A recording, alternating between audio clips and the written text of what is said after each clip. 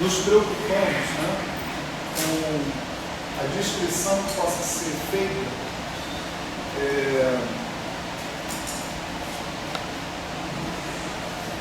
da situação em que a gente tem partículas idênticas, né? Mas a gente sabe, né, da nossa vivência, né, em física, né, mesmo da graduação, que há diferenças sensíveis na descrição que você vai prover do seu sistema, se você está falando de bósons ou se você está falando de férmions, por exemplo, né? Quer dizer, as partículas podem ser idênticas, mas a função de onda, em princípio, não se comporta da mesma forma perante a troca dessas partículas, né? Você poderia dizer, num primeiro momento, né, você tem essa situação de partículas idênticas, poderia dizer que você tem um estado fixo, por exemplo. Eu estou tomando um estado livre, mas eu não precisaria estar tomando um estado livre. Posso estar tomando um estado limpo ou um estado out. Os rótulos vão ser os mesmos, né? Você tem P1, sigma 1,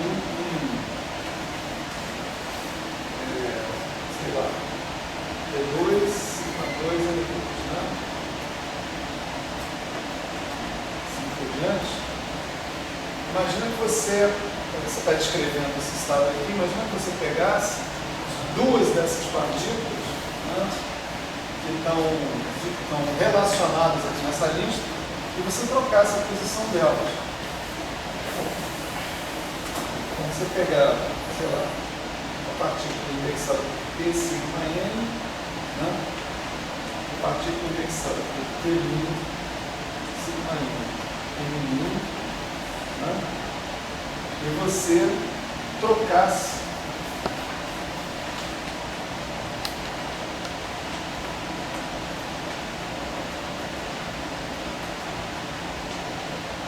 elas de posição pela tua lista de partículas que faz parte do seu estado, né? Assim, do ponto de vista matemático, o que você está fazendo? Você está trocando um espaço de Hilbert por outro, né?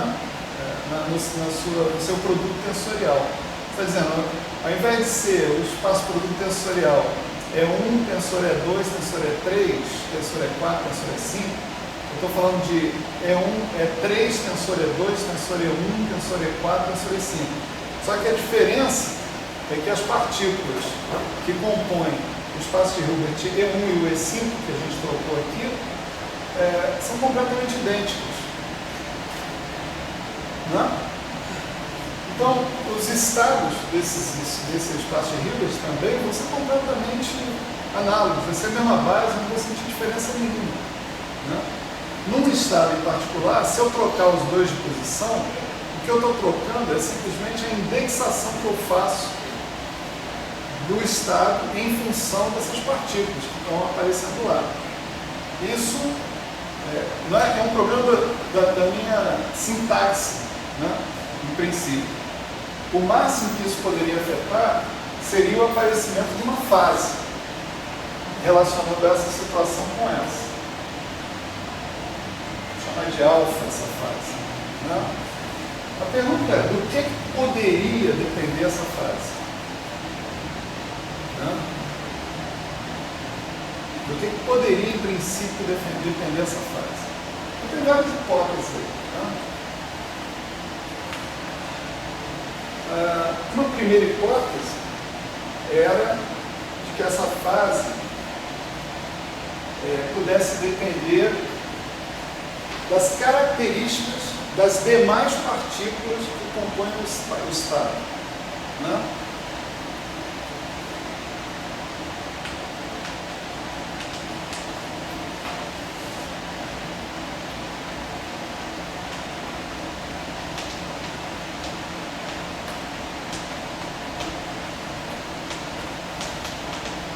Quando eu falo características, eu estou falando dos números quânticos, sei lá, momento, posição, etc. Momento, carga, número bariônico, etc. Né? Mas aí o que vai acontecer, né? Nessa história? Essa história é muito louca, né? Porque você está, se você for extrapolar a sua situação para uma situação real, a troca de duas partículas vai depender do conteúdo de partículas de todo o universo, né? Isso claramente não vai te paralisar, você vai conseguir fazer física, né? Se for isso, né? Porque você não tem maneira nenhuma de ter acesso a esse conhecimento, né? Você pode supor que a fase não dependa disso, porque se ela depender disso, não tem física possível, né? Eu vou escrever assim, não. Essa é uma possibilidade que a gente fala assim, não, tá legal, levantei isso aí, nem nos meus piores pesadelos eu espero que isso aconteça, né? Uma segunda possibilidade, né, é que a nossa fase alfa dependesse, por exemplo, de sigma e de sigma linha, né? Antes de falar do sigma, vamos falar do P, né? De P e de P linha, né? Eu vejo que essa fase, em princípio, né, é para ser um escalar, né? Quer dizer, é para ser uma fase que eu vou ver independente do referencial, etc. Então, já, se isso aqui tiver que acontecer. Então, para isso funcionar, né, ela só pode depender de P e P' através, possivelmente, do produto escalar entre P e P'. Tá certo?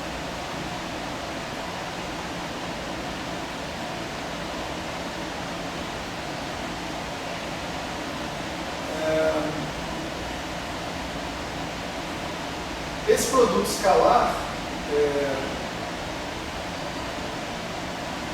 por sua vez, é completamente simétrico, né? Se eu trocar P por P', P escalar P' dá a mesma coisa, né? Então, você dizer que a fase depende, né, de P escalar P', né, não é razoável, né, no final das contas, né? Porque ela vai ser completamente simétrica em termos de P e P', e tipicamente se a partícula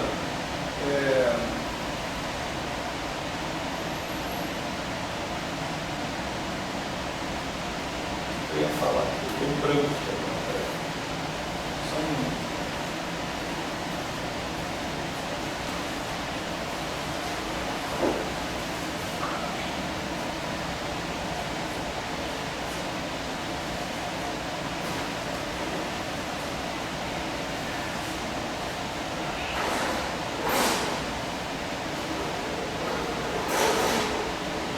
Justamente essa simetria entre P e P', né? Beleza? Nos diz que se a gente for, por exemplo, o referencial de repouso de uma partícula, né, você vai ter a massa de uma partícula vezes a energia da outra, né? Se você vai para o referencial de repouso da outra partícula, você tem a massa, que é a mesma massa, vezes a energia da outra, né? Essas energias, em princípio, podem ser diferentes, né? Se a fase é um escalar, né, o que eu quero dizer é isso aqui. O alfa pode ser um alfa de M L', mas ele também é um alfa de M E. Tem que ser o mesmo M porque a partícula é idêntica, né? Mas se o alfa de E' tem que ser igual ao alfa de E, é porque o alfa independe de E, porque E e E são arbitrários. Tá certo? Se o alfa independe de E, o alfa também vai ser independente de M, nesse caso, né? No referencial de repouso só tem um jeito do alfa não depender do E, também não depender do M, portanto, não depender do P nem do P'. Só por que fica o produto? Se P', eu poderia botar, seria P', seria energia de um, massa de um, massa do outro. Estou falando de um referencial de repouso, estou usando esse argumento. O referencial de repouso de um vai ser MN. P escalar P' vai ser MN. Não é? não vai ter só a massa de repouso, que é o componente zero. N, zero vetor. Né? Produto escalar com E, vírgula, P'Lin, é linha, vírgula, P'Lin, da N é linha. Né?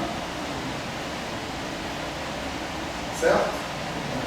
Dois componentes zero, né? Dois componentes zero. Aí a componente zero de um seria N que está no repouso. É. E a componente zero do outro, a gente não tem assim. Não está em repouso, é maior do que N. Né? Agora, o referencial de repouso de uma vai dar ML, o referencial de repouso da outra vai dar MR. Se as duas fases têm que coincidir, elas têm que ser independentes do F. Desculpa, tem que ter uma vírgula aqui, cara. Não. Isso aqui é o produto, né? P escalar P', gente. Tá. No referencial de repouso, isso aqui é M0 escalar L', P'. O resultado disso está M'. Não é? Então, esse argumento nos diz que o alfa não depende de P e P'.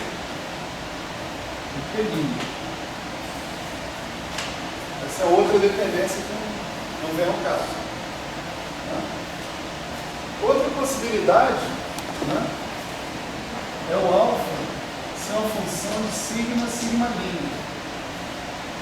Né? Os spins dessas partículas aí. Né? Eu aposto nessa. Você aposta nessa? Se ferrou. É? Se o alfa depender de sigma e sigma', o que é sigma, o que é sigma'? Sim, o spin. Mas matematicamente falando, uma coisa que dependa não trivialmente de sigma e sigma', carrega uma representação do grupo de rotações.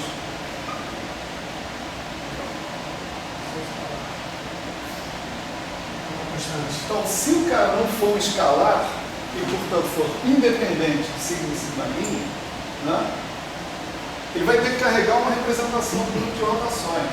E as representações do grupo de rotações são representações de spin meio, spin 1, spin 3 meio, spin 2 e assim por diante. Então, esse cara aqui tinha que ser um tensor sobre o grupo de rotações. Portanto, você com uma rotação, você talvez pudesse mudar essa fase, fazer um bocado de coisa. Isso não é absolutamente razoável, nem observável. Então, se você pensa que você tem que ter uma fase escalar, né, tá certo? Você vai impedir que ele dependa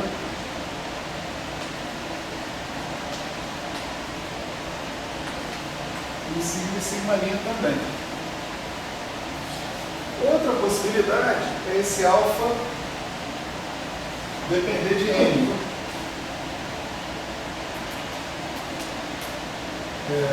Onde esse N, agora, eu não estou. A notação está meio ambígua, né? Deixa eu escrever melhor isso aqui. Número de partículas do estado. Essa, nós vamos deixar assim. Né? Embora você possa dar um argumento de que essa aqui está meio contida nessa daqui, né? Tá certo? Onde aqui estão entrando também todos os números quânticos que são indicados aqui por N, N', etc. e tal. Né? Deixa essa, em princípio, solta. Né? Tem mais uma possibilidade que eu vou falar daqui a pouco. Né?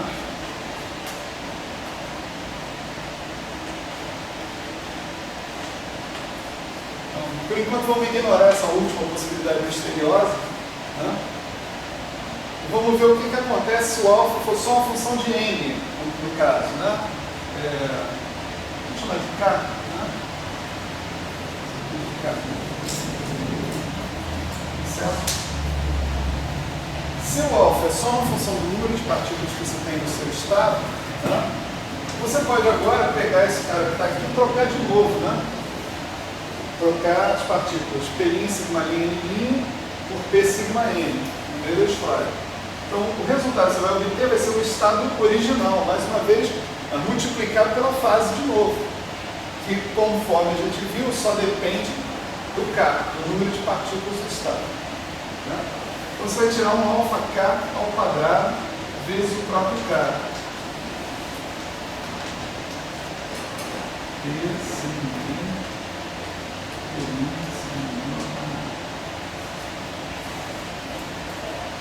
Conclusão, né? Alfa K ao quadrado igual a 1. Certo?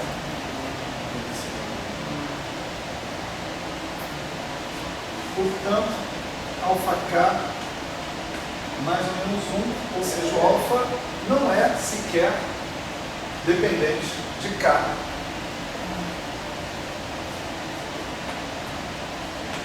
Nem não depende disso. Portanto, né, as duas únicas possibilidades que eu tenho quando eu faço essa troca de uma partícula pela outra são o estado, o vetor de estado que eu estou considerando, manter o mesmo sinal ou trocar de sinal. Tá certo? Se o vetor de estado não troca de sinal quando você troca as partículas, você diz que essas partículas são bósons. Se ele troca de sinal quando você troca as partículas, você fala que as partículas são férmions. Essa é a definição de bóson e de férmion. Quando você trocou de novo, apareceu o mesmo K. Quem está garantindo que vai aparecer o mesmo K nisso? Qual a dependência de alfa? Eu disse que quando você troca uma partícula pela outra, aparece uma fase, não aparece? Sim, aparece uma fase. Eu já disse para você do que depende essa fase. Nesse momento você está considerando o item 4? Está avaliando se o item 4 vai entender? É isso? Não, eu estou avaliando se. Eu estou levando em consideração o item 1, o item 2 e o item 3. Sim, beleza. A fase não depende nem dos N's, nem do P e do P', nem do signo e do sigma'. No máximo, eu estou supondo que ela pode depender do número de partículas que estão no meu estado. Não estou excluindo essa possibilidade. Sim. Tá? Como o número de partículas é o mesmo? Então tem que ser, o número de partículas é o mesmo. Então tem que ser a mesma fase. Mas se ele depende, tá? Mas ali tem N linha, não é isso? Ele vai depender do tipo da partícula, N. Não. Isso já foi excluído lá em cima.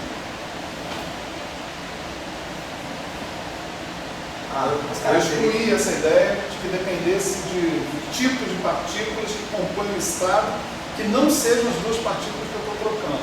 Ou seja, não depende de N, então, né? Não.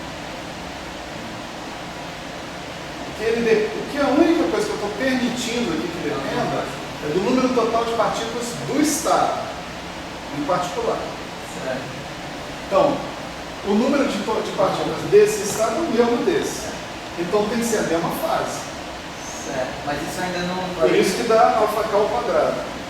Tá, isso aí é considerando que depende de partículas. Mas isso assim ainda não proíbe dependência de outra coisa, né? Tem uma última coisa que é daqui a pouco. Mas essa é a última coisa. Só que eu não vou falar, eu não estava falando antes. Né? Porque eu queria que a gente chegasse nesse resultado. Que o cara não depende também do número de partículas. Alfa K ao quadrado tem que ser 1. Né? Senão você tem estado é igual a não sei o que vezes o mesmo estado. A única solução, o não sei o que é igual a 1. Certo? Quando você está falando partícula idêntica, tem que ter... Mesma massa, mesma carga, mesmo número bariônico, mesmo número eletrônico, mesmo tudo. Então, aquele, tipo, não tem que ter um N igual no outro N ali, tá? N e N. Pode ser. Desenho, porque tem que ter alguma coisa igual. Pode ser, mas ali eu tenho que manter N, porque de repente eu tenho algum número quântico tipo spin. E tipicamente eu tenho isospin. Então, eu não vou trocar o isospin total, mas eu posso trocar a componente Z do isospin, das duas partículas. Assim como eu não troco a massa da partícula, eu estou trocando o momento das duas. Elas são idênticas, mas elas podem estar com momentos diferentes e podem estar com componentes de isospin diferentes. Aí Então, vocês explicaram para mim. aí tem N e tem N'. Né? Agora, se for carga, por exemplo, é a mesma coisa. Se for hipercarga, que é outro número único, é a mesma coisa. Agora, pode não ser esse número que está dentro do N, pode não ser uma grandeza escalar, pode ser um isovetor, por exemplo, pode ser uma coisa assim. Por isso que eu tenho que pensar na possibilidade de ser N e N'. Mas sim, a resposta para a sua pergunta é sim. As duas partículas são idênticas no sentido de que elas têm o mesmo spin, mesma massa, mesma carga, mesmo hipercarga, o mesmo isospin total, mas não necessariamente a mesma componente 3 de isospin. Né? Então, estamos apresentados aqui, bósons e férmions, tá certo? Os estados têm que se comportar ou desse jeito ou desse jeito. Então, agora vamos falar do sim, certo? Faltou uma coisinha aqui. Eu levar o momento T, né, no momento T', né, dessas partículas, requer no espaço dos momentos, eu traçar um caminho para levar um desses momentos ao outro desses momentos. Ou, vamos falar melhor, falar no espaço das posições. A gente está falando de momentos, mas vamos pensar no espaço das posições, que aí a conversa fica melhor. A partícula indexada por P está na posição 1, a partícula indexada por P' está na posição 2, tá certo? Quando eu troco uma partícula pela outra, eu levo a partícula da posição 2 para a partícula na posição 1, e vice-versa. Né? Tem um caminho para eu fazer isso. Tem um caminho concreto no espaço real para eu fazer isso. Essa coisa eu não espero que aconteça assim. Eu poderia pensar que a fase dependesse desse caminho concreto que eu uso para fazer a partícula que está na posição 1 vir para a posição 2 e a partícula que está na posição 2 vir para a posição 1. Poderia pensar isso. Então você estaria preocupado com o comportamento da sua fase por uma permutação entre as duas posições. Mas, lembremos que nós estamos em 3 dimensões espaciais. Todo e qualquer caminho, tá certo? Que eu imaginar que troque partícula 1 para partícula 2, pode fazer isso mesmo, olha só, eu estou trocando, estou passando por cima do cara, tá certo? Todo e qualquer caminho é continuamente deformável. Agora vamos invocar a aula de métodos matemáticos. Todo e qualquer caminho é continuamente deformável em todo e qualquer outro caminho.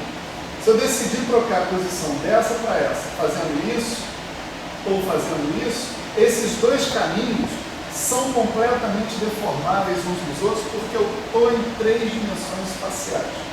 Eu tenho uma dimensão a mais para fazer com que uma partícula passe por cima da outra sem problema nenhum.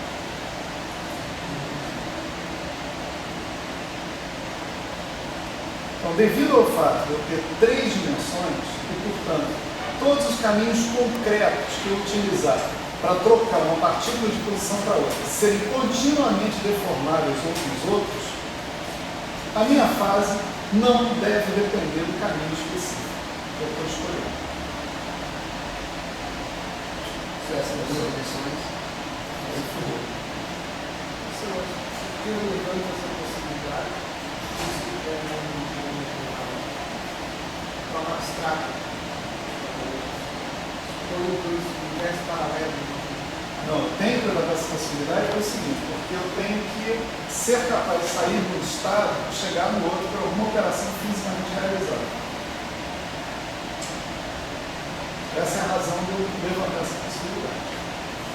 Mas esse não teria que interagir com as partículas? Sim. De alguma forma, sim. Eu estou fazendo isso, pegando o cara dessa posição e botando aqui. Pegando o cara dessa posição e botando aqui. Né? Aí depois eu largo, aí eu olho o estado final, está lá, o estado final, depois dessa interação, está lá constituído, etc. Se eu tivesse em duas dimensões, pergunta aqui do Alexandre, não dá para fazer isso. Em duas dimensões eu não posso passar por cima de nada. Em duas dimensões, essas permutações da posição das partículas se entrelaçam e não são continuamente deformadas umas nas outras.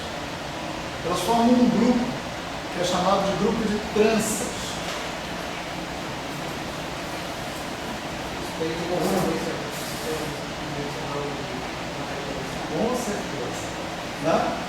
Isso quer dizer o seguinte, em duas dimensões espaciais, ou seja, 2 mais 1, né?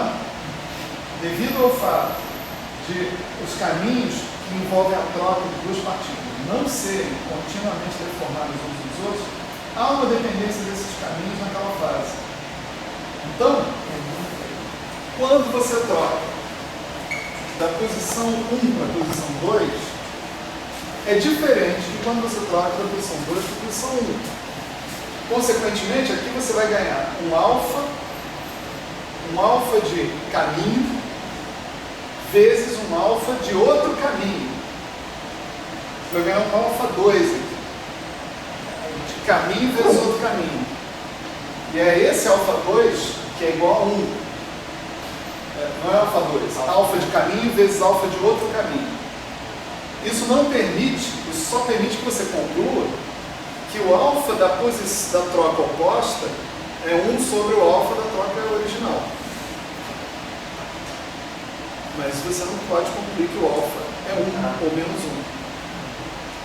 Então, em duas dimensões espaciais, sobra a possibilidade de você ter uma fase que não seja 1 ou menos 1. E aí as suas partículas não podem ser classificadas, nem fêmea. Essas partículas são classificadas como ânions. Certo? Isso é um ânion. Então, o problema é em duas, mas quando a gente sobe a dimensão para 4, vai ter Problema não. Não, o problema é em não ser Bose no inferno. É em duas. Sim, Mas quando a gente sobe para 4 mais 1, 4, 5, 6, 7, 8, não importa. Aí só tem essas opções aí. Ser bósons ou ser fé. Não, quase tem uma riqueza desgraçada aí, né? Quase partícula, não é? São ânions? Não, tem nada a ver. É em duas dimensões. Podem ser, podem não ser. Porque depende se você está fazendo suas partículas, suas quase partículas, se deslocarem num plano bidimensional. Se estiver falando delas no plano tridimensional, não. Não tem porquê. Eu achava que elas só vivessem em duas dimensões. Não. Tem uma dimensão do problema, uma coisa de dois? Uma dimensão é mais restrito ainda, né? Uma dimensão você não tem como trocar nada de lugar com nada. Porque fica batendo. O cara vai, só se você descosturar o teu espaço. Depois se puder na mesma, não. Ah, tá. Então, aqui a resposta é sim, né? Mas em V igual a 3, um grupo de permutações tem representações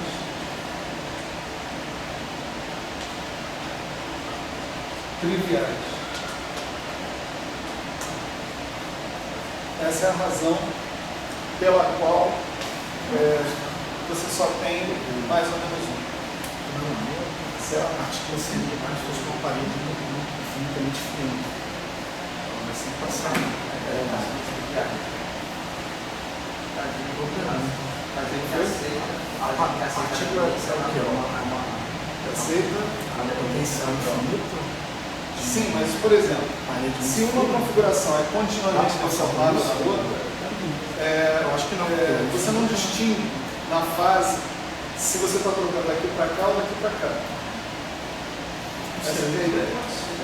Aí o que acontece é que essa fase Aí não tem fase, porque a fase é a mesma na troca e na troca. E aí a alfa 2 tem que ser 1. Mas o problema é, em duas dimensões, a fase da troca não é necessariamente a mesma da fase da destroca. É particular. E aí, essa fase, aquela condição, não te dá uma fase trivial. Não te dá uma fase, não te dá uma fase trivial. Você não sabe qual que é o esquerdo e qual que é o direito. Não faz sentido. Certo? Então, estamos aqui no maravilhoso mundo dos bósons e dos férmions. Certo? Não, se desse para identificar que são iguais.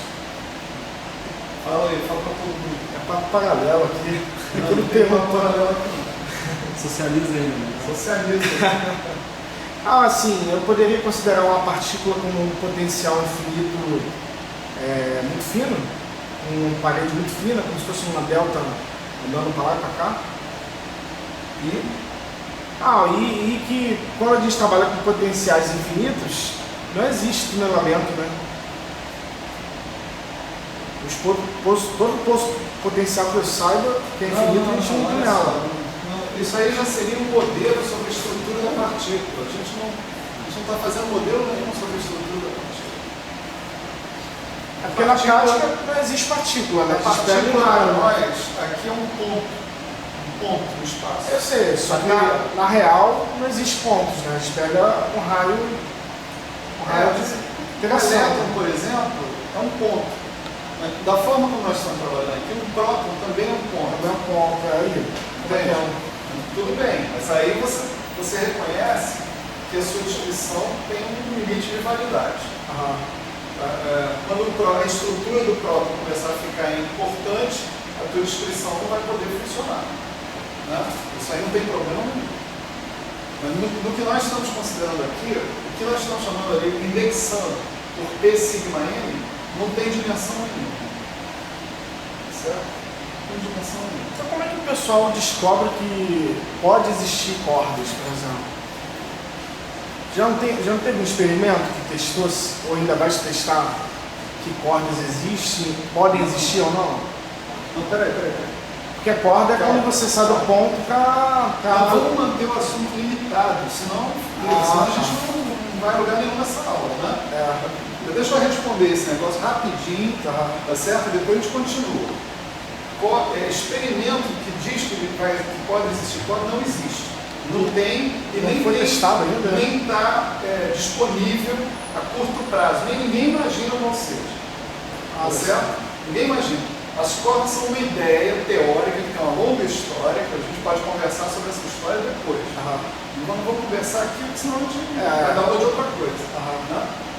Tem uma longa história teórica, elas são uma ideia teórica que apareceu no início para as interações fortes, depois você viu que não funcionava para as interações fortes, e generalizou para outro contexto, que agora é o contexto de grande unificação de todas as interações. Mas não há experimento nenhum falando propondo investigar se a natureza formada, se as partículas têm uma estrutura unidimensional ou zero dimensional. Não há. Nesse momento não há. Calma. Encerra esse assunto aqui. Aqui é outra história.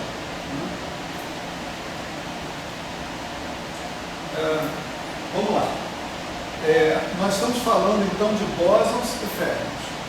Bósons são caras tais que, quando você troca dois deles de posição, o teu vetor de estado não troca de sinal. Férmions são caras tais que, quando você troca dois deles de posição, o seu vetor de estado troca de sinal. E se eu fizer o mesmo raciocínio para partículas não idênticas?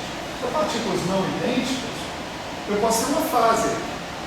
Nessa fase não tem nada de físico, em princípio. né? Eu posso escolher ajustar essa fase caso a caso, né? Então eu vou escolher ajustar essa fase da seguinte maneira: quando as duas partículas forem bósons, tá certo? Mesmo que não sejam bósons idênticos, a troca de duas delas não vai alterar o sinal do estado. Eu vou escolher a fase para que a troca não altere o sinal do estado. Quando as duas partículas forem férmions, eu vou escolher a fase para que o sinal do estado seja alterado. E quando for um férmion ou bóson, eu vou escolher para que não seja. Certo? Isso é uma escolha. Eu poderia botar uma fase arbitrária lá e carregar essa fase arbitrária até o fim da vida, né? Em algum momento eu tenho que fixar essa fase. Mas não tem critério físico que te deixe fixar essa fase. Então você escolhe dessa maneira que eu estou falando. Então, o comportamento do nosso vetor de estado perante trocas de partículas vai ser sempre mais ou menos. O mais ou menos depende se as duas partículas, idênticas ou não, são bósons ou são férmions. Certo? Convenção. Só que para no sinal da fase, a fase não vai ser meio que forma no dente, lá o quadrado não, se ela não é idêntica, se elas não são idênticas, já muito dessa conversa aqui não está valendo. Não, quando elas não são idênticas. É isso que eu estou te dizendo. Quando elas não são idênticas, eu tenho o direito de escolher a fase. Eu vou escolher para não me complicar, para deixar mais ou menos um o tempo todo. Se são dois bósons, mesmo não sendo idênticos, se eu trocar os dois, eu não vou trocar o sinal do vetor de estado. Se são dois férmions, mesmo não sendo idênticos, e eu trocar os dois, eu vou trocar o sinal do vetor de estado. E assim por diante. Certo? Agora uma pergunta para vocês. Tá? Então eu divido os meus vetores de estado em duas classes. Aqueles que trocam de sinal quando eu troco as partículas e aqueles que não trocam de sinal quando eu troco as partículas. Tá certo? Pergunta. Bom, eu vou fazer o seguinte, para a gente melhorar um pouquinho a nossa notação, né? Vou chamar P sigma n de Q. Tá? Vou resumir esses três índices num índice só. Eu vou falar muito da troca desses caras para ficar escrevendo todo o tempo P1, sigma 1, P2, sigma 2, P2, é um saco. Né? Olha só. Vamos supor que eu tenho um estado de duas partículas, tá certo? A minha nova notação é assim, φ de Q1 e Q2, tá certo? Esse estado, como é que ele é montado? Né? Eu estou falando de propósito do estado livre. Né? Mas como é que esse estado livre é montado? O estado livre é montado assim, φ de Q1, φ de Q2. Agora olha só, vamos supor que eu troco essas duas partículas. Faço φ de Q2 e φ de Q1. Isso aqui é φ de Q2, φ de Q1, né? Não sei se elas são idênticas, se elas não são idênticas, não importa nesse momento. O fato é o seguinte, não tem nenhuma relação entre isso aqui e isso aqui. Eu não posso dizer que isso daqui é menos isso aqui. É que nem você fazer o produto tensorial de dois estados, né? Você tem o espaço vetorial U, tem o espaço vetorial V, tá certo? E você pega e escreve um vetor base, o 1, V2. Pega esse vetor base aí da sua base. Pega esse outro vetor base, o 2, V1. Não tem nenhuma relação entre os dois.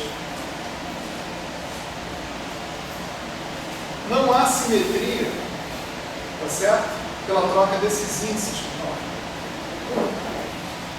Assim também aqui, não tem simetria nenhuma. Esse estado aqui não tem nada a ver com esse. Nada a ver. Isso não está embutido na construção que nós estamos fazendo do nosso espaço de Hilbert. Mas isso pode sim estar embutido. De que maneira? Se eu trocar de base. Tá certo? Ao invés de eu considerar essa base aqui, φ de Q1, φ de Q2, né? Tensor φ de Q2, eu posso considerar uma outra base. Posso considerar uma base assim. Deixa eu ver se eu uso uma notação diferente, temporariamente diferente. Considerar uma base assim, φ mais, φ menos, Q1, Q2, Q1 sobre raiz de 2, φ Q1, φ Q2, φ Q2, φ Q1. Agora vocês concordam que esse estado aqui, sim, tem incorporado a ele esse comportamento que a gente espera que aconteça. Isso é uma mudança de base. Depois eu posso escrever o φ1, φ2 como uma combinação linear de φ mais com φ menos, e φ2 ficando com outra combinação linear. Não tem problema nenhum. Posso ir e posso voltar. É uma mudança de base. Mas é uma mudança para uma base que é muito mais conveniente em face das coisas que a gente está discutindo ali. Né? Essa é uma base onde os vetores base do espaço produto tensorial têm simetria ou antissimetria incorporadas à sua definição. Aquele cara não é elemento da linha, porque ele é um cilindro ou tripleto, né? Então, o cilindro é exatamente Cilindro? Não, é um cilindro ou um tripleto. Não? Tripleto? Não, cilindro também. Pensava em Bell. Um sobre raiz de 2, right, left, right. Ah, ele tá falando de estado Bell. Sim. Right, left. Aí tá genérico, cara. Aí tá genérico. Não sei o que você tá falando. Ali é genérico. Não sabe no... Cara, aí ele pode ser um tripleto, dupleto, quadrupleto, n-pleto. Não, o cilindro ele é simétrico, né? Você vai dar o e o outro é simétrico. Eu estava pensando em soma de momento angular. Isso. Aí você decompõe o teu estado de espaço de Hilbert em componentes irredutíveis perante o momento angular. Não estou falando disso. Não estou falando disso. Esquece esse negócio de segredo. Então, aquilo lá quer dizer mudança de base. Aqui eu tenho uma base que inclui φ1, φ2, inclui φ2, φ1. Aqui eu tenho uma base que é φ mais, φ menos, Q1, Q2. Quem são os linearmente independentes são φ mais e φ menos. φ1, φ2 não é linearmente independente de φ2, φ1. É mais ou menos o outro. Combinação linear. Eu estou mudando de base. Por quê? Porque a nova base é uma base que tem propriedades de simetria já embutidas. Ela é mais adequada para que eu consiga descrever uma situação de partículas idênticas, bósons e férmions. Está claro que todos os estados que eu construí com combinação linear desses caras, tá certo? Vão manter a simetria. Em relação à hamiltoniana, aqueles dois estados são mesmo autostados.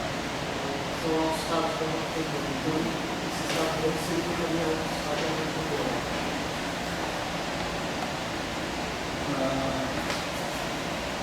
Sim, os dois são autostados da hamiltoniana com, vamos dizer, a hamiltoniana livre, você está falando, com os mesmos autovalores. Então, uma combinação linear que continua sendo autostado com os mesmos autovalores.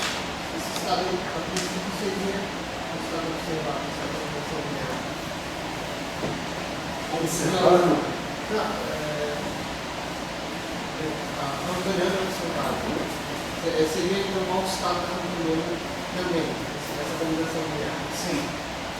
Se o φ que é 1, Q2 é autoestado newtoniano, o φ mais menos que é 1, Q2 também é.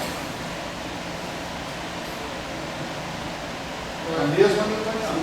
Por isso eu posso utilizar esse estado para representar a mesma coisa que seria representada. Sim, sem problema nenhum. Isso que a gente está fazendo, está fazendo para estados livres. Né? Podia estar fazendo isso também nos estados in e out. Sem problema nenhum. Tá? O fato é o seguinte, agora eu vou montar o meu espaço Hilbert usando essas bases simétricas e antissimétricas, de acordo com o tipo de partícula que eu estou considerando. Se eu estou considerando bósons, tá certo? Vou usar a base simétrica. Essa base simétrica é a base que vai ter as propriedades corretas perante a troca estatística. Tem isso construído dentro deles. Se eu estiver usando férmions, vou usar a parte antissimétrica. O espaço que eu vou gerar a partir desses estados, Φ mais menos, Q1, Q2, é o que eu vou chamar de espaço de Fock. Tá certo? Então o espaço de Fock é o espaço de Hilbert. Só que ele tem incorporado dentro dele as propriedades por trocas de partículas. E, professor, Rutherford é quando a gente faz N partículas, né? Não é? Nada a ver. Quer dizer, é N partículas, mas é outra história. Rutherford é uma técnica de aproximação. Uma outra história. Então, eu entendi que só uma coisa que a associação que você fez do Φ1, Q1, Q2 e Φ2, Q1. Aqui tem duas partículas, né? Que está representando todos os labels de uma partícula e T2 os labels de outra partícula. E aí eu faço produto tensorial. Eu faço um produto tensorial, né? Eu faço partícula 1 e partícula 2, ou faço meu produto tensorial partícula 2 e partícula 1. E eu tenho um espaço de Hilbert associado. Então, esses dois espaços de Hilbert são esses dois estados São estados de base do mesmo espaço Hilbert. e eles são o mesmo, não? Não. Você está falando que esse estado é igual a esse? Não. Gastei um tempo aqui tentando mostrar com clareza. Isso aqui é igual a isso? Não. Não são o mesmo estado. Eles não são o mesmo estado. O estado vai dizer, olha,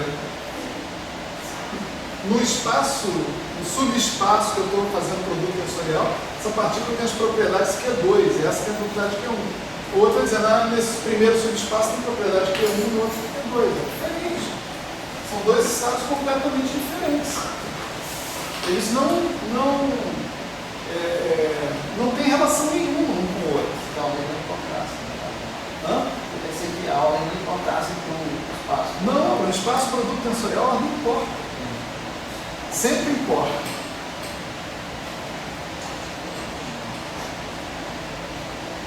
É por isso que eu sou obrigado a mudar de base. Entende?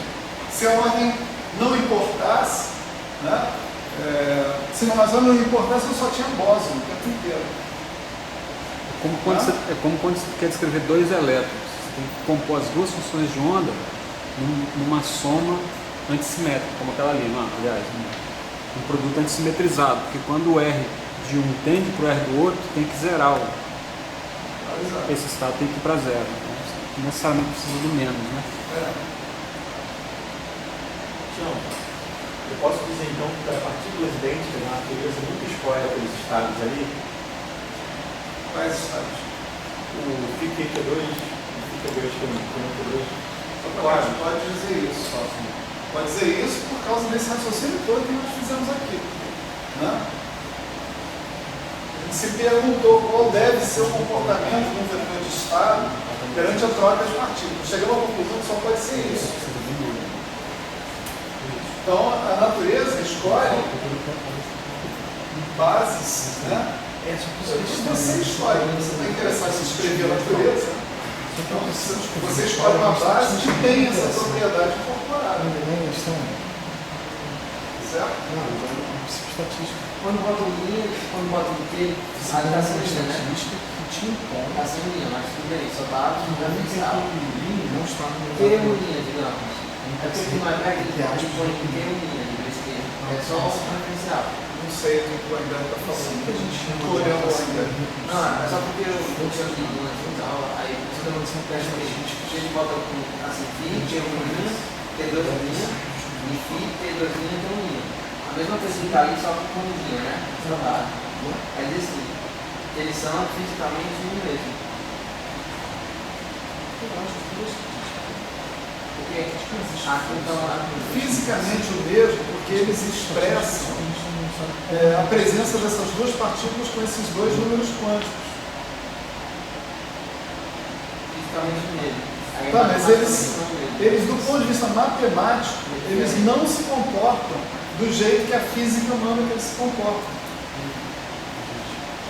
Quando eu troco duas partículas, aqui eu não tenho relação nenhuma entre esse estado e esse.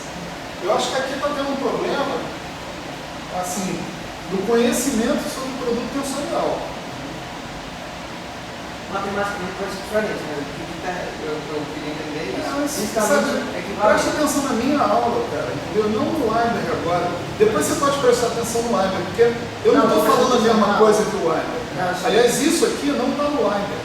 Isso que eu estou falando aqui para você não está no Weinberg. Sim, mas a aula é baseada no Weinberg. Sim, mas é outra história, baseada na minha cabeça, nas coisas que eu penso. Sim, mas eu digo, Eu olho para o Weinberg, eu concordo ou discordo. Entende? Você já me viu aqui chegar e falar, olha, eu encontrei um resultado diferente do resultado do Weinberg. aquele negócio da energia. Não, aquele negócio da representação do operador de reversão temporal, por exemplo. Então, sabe, se você começa a misturar os dois contextos aqui, a gente vai sair desse ponto. Não dá, entendeu? Só para falar. Não, foi isso, não falando. Qual o livro que você indicou para estudar? O Weinberg. Então, eu estou estudando, eu estudo o Weinberg. Certo. Eu não, na hora da aula, eu estudo a pessoal. Isso. Mas é óbvio que se eu li alguma coisa antes da aula, começa a conflitar uma coisa que eu li com uma coisa que está falando. Isso pode acontecer. Então, quando acontecer, igual cara, eu falar aqui de alguma coisa e eu digo que o senhor me corrija, eu digo que Olha só. Ô, Rafa, esse livro foi Eu escrito estou quando? falando que esses dois estados são matematicamente diferentes. Isso não está em contradição com nada que está dito aí no Weinberg. Mas eles são matematicamente diferentes. Se eles são fisicamente equivalentes, é outra coisa. Mas eles não têm, o Weinberg não usa esse detalhamento que eu estou usando de dizer que você tem que mudar de base no espaço de Hilbert. Ele não fala isso. Eu é que estou falando isso. Então você não vai encontrar essa discussão aí dentro do Weinberg. Para o Weinberg, quando ele já usa Φ Q1, Q2, já é isso que ele está falando, já é disso aqui. Ele já pulou esse estágio da história. Então, a minha dúvida é Então, por isso aqui, é o que eu estou te dizendo.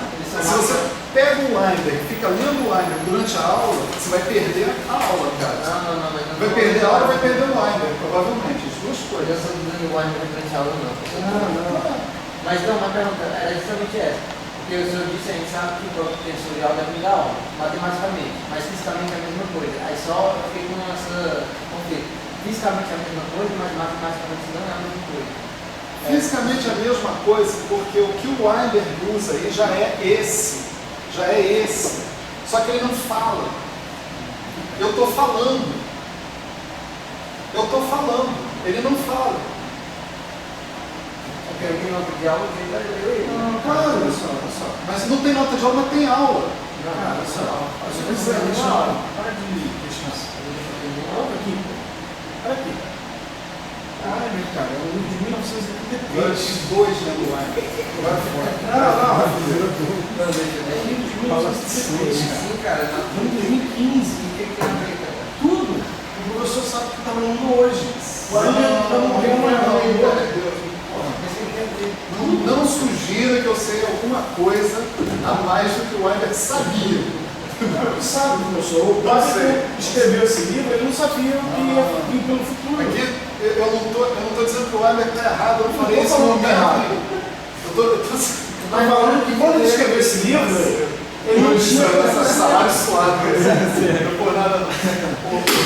Como eu disse. Professor, o senhor sabe o que está rolando hoje. Olha só. Você sabe a atualidade. Eu estou abrindo coisas que o Weinberg não abriu. É só isso. Entende? É só isso. Tem coisas que estão declaradas no Weinberg em 2 linhas, que eu levo 2 aulas. Mas o Weinberg não é a Bíblia, né?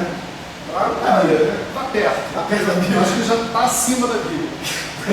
Lá, tipo, pau a pau, né? Vamos lá, atenção. Vamos lá, vamos trabalhar. Não só assiste como copia sua aula. Ninguém manda copiar, tem vídeo, pode assistir o vídeo, não tem problema nenhum. Você pode pegar o vídeo e copiar do vídeo. Olha só, gente. Então, nós mudamos de base e agora os novos estados que nós vamos trabalhar são estados que possuem essa simetria ou essa semelhante simetria incorporada. Certo? Possui simetria. Mas isso aqui, eu acho que eu vou tirar essa 1 sobre a raiz de 2 aqui, porque vai acabar me complicando. Essa simetria ou assimetria incorporada implica numa mudança dos produtos escalares. Tá certo? Por exemplo, se agora você pegar, né,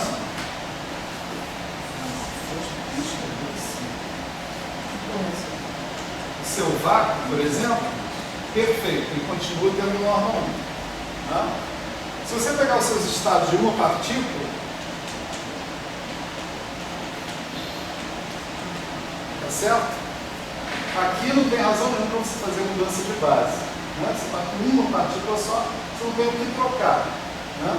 Isso daqui vai dar delta de Q menos Q'. Agora, antigamente, você pegava os seus estados de 2 partículas, né?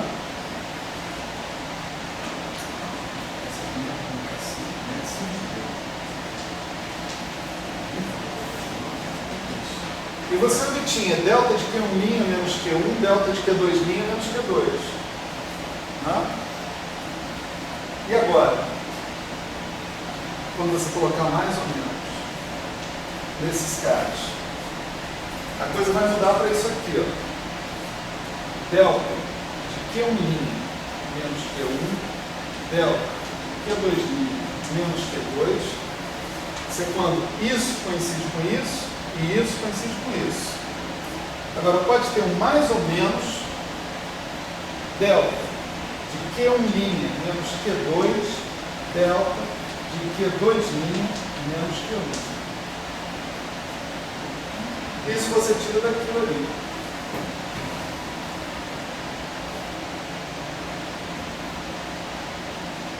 Se agora substituir esse negócio aqui, você vai obter isso. Tá certo? Isso é o primeiro termo, né? Eu acho que tem que ter um sobre isso. Para dar um meio, para pensar. Senão vai sobrar um 2 aí na frente de todo mundo. Isso aparece lá no Weinberg, dizendo assim, olha, a normalização dos estados tem que mudar. Tem que levar em consideração a propriedade de troca dos estados. Isso aparece de uma forma misteriosa. Se você olhar o texto do Weinberg, ele simplesmente diz, a normalização tem que mudar, ponto. Tá bom, a normalização tem que mudar porque você mudou a base. Tá? Você mudou a base.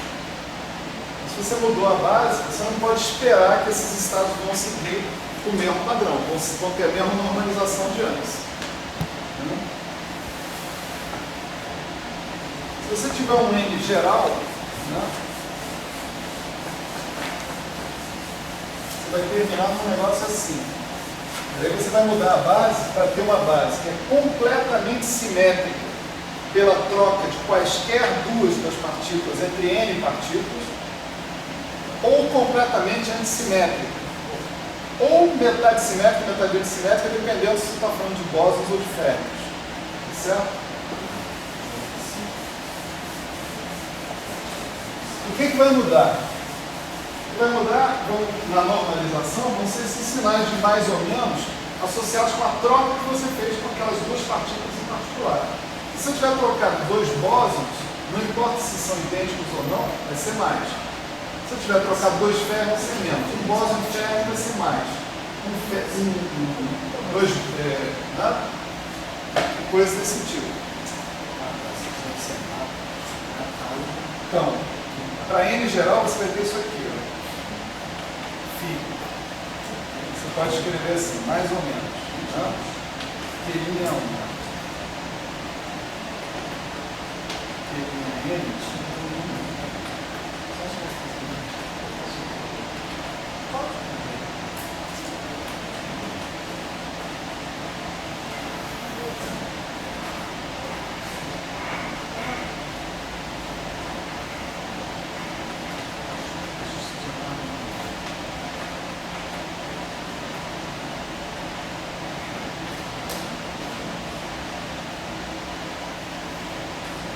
É uma maneira da gente dizer o seguinte: o que eu chamo de P é uma permutação desse rótulo aqui, né?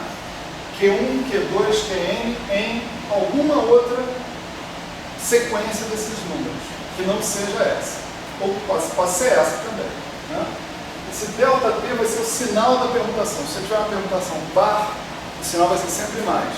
Se você tiver uma permutação ímpar, pode ser mais, se for bósons, pode ser menos, se for férmions. Tá certo? Daqui, delta de QI menos o Q' da permutação do índice I que você estabeleceu. Tá certo? Delta NN significa que você, se você tiver números diferentes de partículas aqui, isso aí dá zero. Tá claro? Tá certo? Está dentro, está embutido dentro da construção que a gente está fazendo. Né? E o cuidado da permutação é só porque ela vai ser além. Teria de P e isso é só uma ajudar na aula. Porque aqui o leigo do teria de P é ver que quantas vezes aquele P ali. Fica P. Né? Por exemplo, você pega 1, 2, 3, 4. Aplica P. Então você vai ter P de 1, P de 2, P de 3, P de 4. Suponha que o P de 1 seja 2, o P de 2 seja 1, o P de 3 seja 4, o P de 4 seja 3. Então você está indo 1, 2, 3, 4, você está indo para 2, 1, 4, 3. P de 1 é 2, P de 2 é 1, P de 3 é 4, P de 4 é 3. Então, esse P significa a permutação que você fez para ir de 1, 2, 3, 4 até 2, 1, 4, 3. Ela pode ser par, ela pode ser ímpar. Esse sinal aqui vai depender disso, se ela é par, se ela é ímpar. Vai ser mais, se a permutação for par, vai ser mais ou menos, se a permutação for ímpar e você estiver falando de bósons mais ou férmions menos. Certo?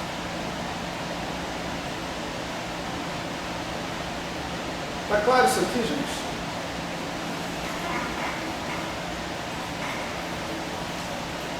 Tudo só para a gente resumir, né? O que aconteceu até agora.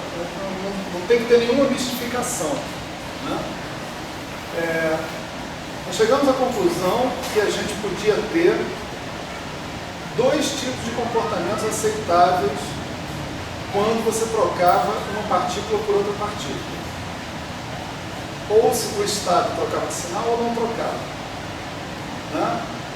A gente precisou pegar o nosso espaço de Hilbert e construir um jeito dos estados do espaço de Hilbert que eu vou associar aos estados físicos trazerem esse tipo de comportamento embutido dentro deles.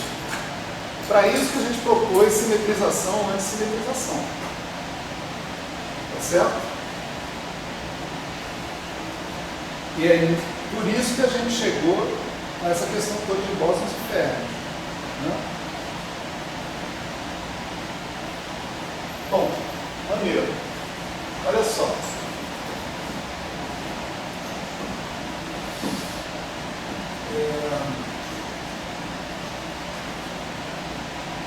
Esse formalismo todo, né, ele vai ganhar um improvement, né, vai ganhar uma melhoria tremenda quando a gente introduzir. É melhor começar de novo, começar tudo de novo. Né? Até agora, eu não sei como construir um operador no espaço Hilbert. Todo mundo concorda, né? Aquele V é o maior de todos os mistérios. Como é que eu construo o V? Né? Ninguém sabe. Então, eu preciso descobrir o seguinte: dentro do espaço de Hilbert, quais são os operadores que eu tenho à minha disposição para conseguir construir qualquer operador que eu tenha interesse? Comparando aqui, quando a gente está na mecânica quântica, né, a gente pensa assim, vamos descrever o oscilador harmônico. Né? A gente tem uma receita, né, que a gente talvez não se dê conta, alguns sim, outros não, né? Mas a gente pensa no oscilador harmônico clássico. O oscilador harmônico clássico ele é descrito por 3 graus de liberdade de posição no espaço de configuração. Você sabe que você tem que descrever, já que você está falando em newtoniano, essas coisas, você tem que descrever a coisa no espaço de momento. Você precisa também de 3 graus de liberdade de momento, um associado para cada posição. Esses operadores, x, y, z, x, p, y, p, z, são os operadores em termos dos quais a gente escreve qualquer operador. Tá certo? Dentro da discussão desse problema. Porque eles são os graus de liberdade básicos que eu uso para descrever o meu sistema. Como é que eu vou montar esses operadores no espaço Hilbert? Eu vou pegar o parêntese de Poisson, vou levar no comutador e vou dizer que o comutador entre esses operadores é, por definição, 1 sobre I cortado vezes o parêntese de Poisson. Esse é o meu critério. O comutador define uma álgebra e essa álgebra define uma representação. E nessa representação, me diz quem são esses operadores. Quem são x e p no espaço de Hilbert? São os operadores tais que aquela álgebra é satisfeita. Então é assim que a gente constrói o espaço de Hilbert na mecânica quântica. A gente monta operadores que são capazes de construir qualquer outro operador, a partir dos quais você é capaz de construir qualquer outro operador. Aí você não tem nenhuma dúvida. Se você estiver falando de um operador genérico, ele é uma função analítica ou não, não importa, de x e p. Posição e momento. Tanto isso é verdade que você pode mudar de base de operadores. Você pode pegar e fazer 2 combinações lineares de x e p, que são essencialmente x mais ip, x menos ip, e você obtém operadores de criação e aniquilação. Todos os operadores do seu espaço de Hilbert podem ser escritos em termos do operador A e do operador Adair. Isso é para compensar exatamente o fato de que você agora não fala mais em x e p, você fala em A e Adair. O essencial é, o meu sistema físico agora, os graus de liberdade que representam ele são A e Adair, não são mais x e p. Qualquer operador vai ser função de A e de Adair. Todo operador é função de x e p. É a mesma coisa. É isso que eu quero deixar claro. Falar que todo operador é função de A e Adair é a mesma coisa que dizer que todo operador é função de x e p. E todo operador é função de x e p. Se você estiver estudando o oscilador harmônico, Não, oscilador harmônico. Se você estiver estudando outras coisas, não. Se estiver estudando a partir com spin, você vai precisar de operadores de spin também. e assim por diante. Né? Você vai aumentar o número de graus de liberdade ou diminuir de acordo com o sistema que você está estudando. Né? Pergunta: esse sistema aqui que nós estamos estudando, quais são os operadores básicos em termos dos quais eu posso escrever todos os outros? Até agora não apareceu isso. Em outros termos, eu não sei que sistema é esse que eu estou estudando. Operador de máquina. Sim, momento, é uma propriedade. Está lá. Que sistema é esse? É o quê? Campo eletromagnético? É oscilador harmônico? É o quê? Isso aqui. Né?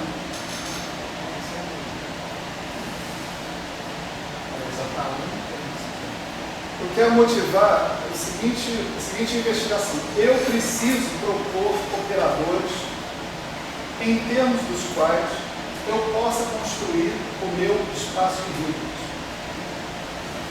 Eu preciso fazer isso. Senão, eu não avanço no entendimento do sistema que eu estou considerando.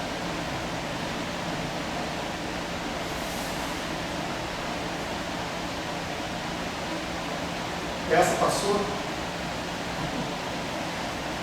O professor falava, essa aí passou? Você se sentir enganado, né, cara? Passou, peraí. Melhor não passar não, deixa eu pensar mais um pouco. Peraí. Né? Então vamos começar a propor esses operadores. Tá certo? Os operadores, eu sei uma coisa, eu sei a base aonde eu trabalho. Eu sei pelo menos a base livre, né, do espaço de Hilbert, eu sei construir. Né? Aquele FIA lá, eu sei construir. Então eu posso pensar em operadores que atuam sobre essa base e têm algum efeito. Pegam um vetor base e levam lá numa combinação linear de vetores base, alguma coisa assim. Né? Então, o primeiro operador que a gente vai propor é esse aqui, ó. Vou chamar de AW de quê?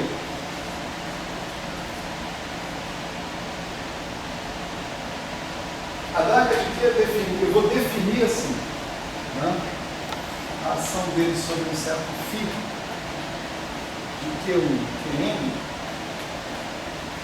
vai ser definida como φ de Q, Q1, Qn. Esse operador, eu espero que todo mundo concorde comigo, que está muito bem definido. Né? Para você definir um operador, basta você dizer o que ele faz com a base.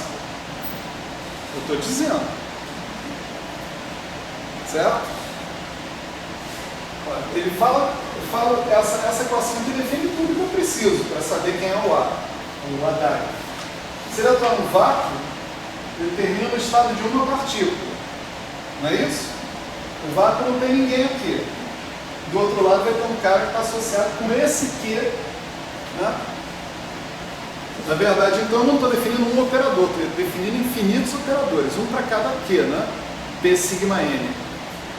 Fala. Então, já vai então um também que a menos no fim é zero. Enfim, só tem uma partícula no vácuo. A menos Então, tudo isso vem depois. Então, né? Tem uma coisa desse operador que é o seguinte: esse operador não é limitado.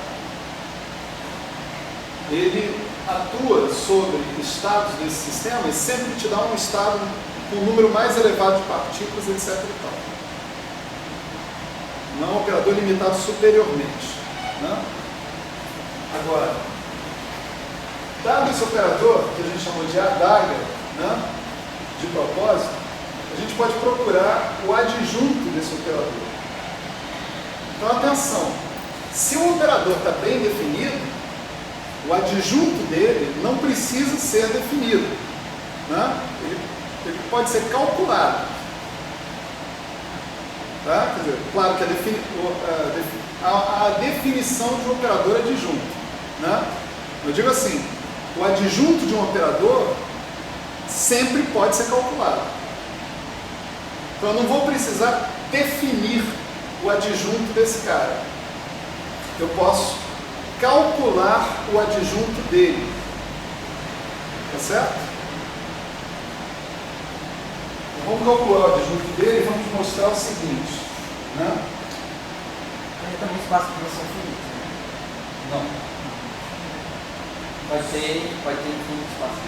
Não, espaço. Não, Olha, espaço livre. isso daqui é um espaço produto tensorial. Cada um das componentes do espaço produto tensorial é de dimensão infinita. Isso é infinito pra cacete. Antes de dizer isso, né, a gente pode agora observar, né, que esse estado aqui ele pode ser escrito como ação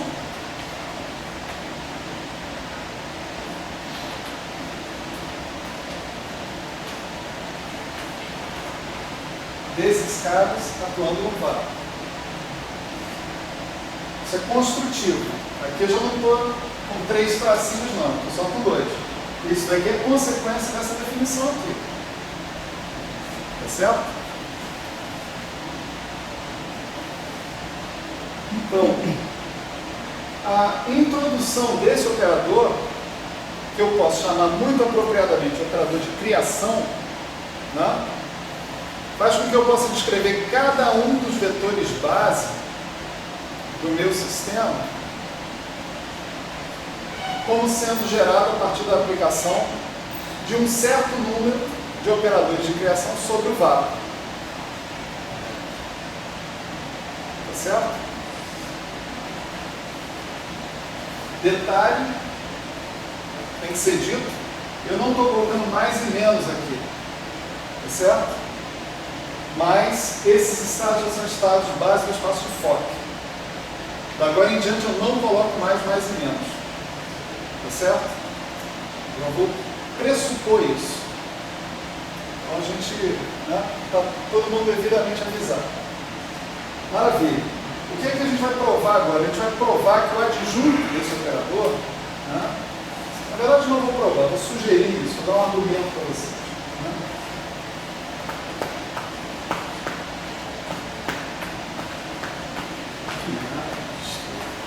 Adjunto de Haddad de Q vai ser o A de Q, tá certo? E esse adjunto tem que satisfazer a seguinte definição. Né?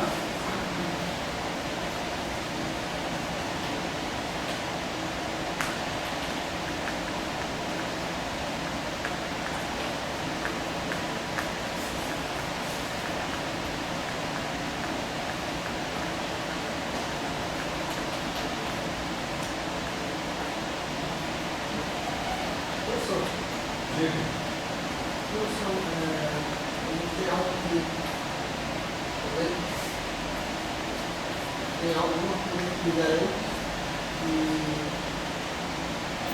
que se eu tenho um espaço vetorial como esse que tem infinitas dimensões, mas eu consigo gerar o espaço vetorial com estados de número finito de partículas. Digamos, aqueles operadores que estão atuando de forma que você tem um número finito de partículas. Certo? Então, tem um número finito de operadores atuando sobre o que eu fizer dentro do estado de número finito de partículas. Só que eu não tenho um limite para o número de partículas que eu posso gerar. Sim, não tem. Então, mas eu não preciso desse estado de formato com a ligação de número infinito de números de criação de operadores de criação sobre esse estado. Você está afirmando, perguntando, não entendi direito. Você não precisa. Você tem que poder escrever qualquer estado associado a qualquer número definido, né, de partículas como ação de operadores de criação sobre o vácuo. Mas eu sempre finito essa indicação. No princípio mas é tão grande quanto você quer.